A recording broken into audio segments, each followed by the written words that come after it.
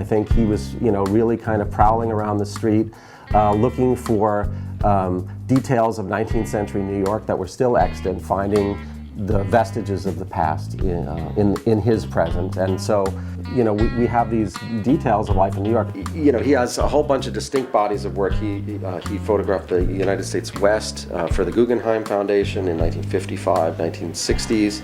He lived in Santa Fe. He photographed in New Mexico. He photographed in Spain. He would go on these vacations. In Mexico, he returned to again and again in the 60s. He photographed in Paris in the 40s, at the post-war era in the 40s. He lived in France in the 70s. He photographed in the south of France, in Africa in 1958 for the UN, photographed in Portugal several times, and when he lived in France, he would return to these places over and over again. So there's really a great extent of his work.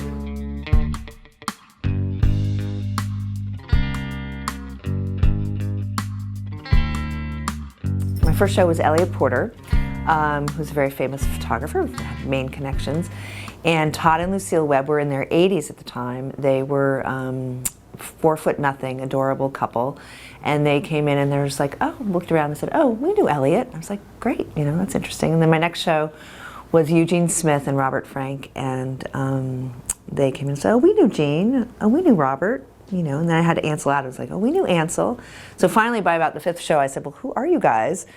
He lived, Todd, and lived in Harlem after the war, and he would just kind of like prowl around the streets, and he would come upon these scenes. And this is Amsterdam Avenue and LaSalle, which is up at 103rd Street on the west side.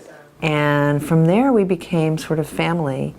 Todd and Lucille had a wonderful romance. They married, they met in Paris after the war, and were married late in life. They were in their 40s when they got married, and they didn't have children. And I was in a position that my parents had passed away, so they became the elders in my life. I became sort of their daughter.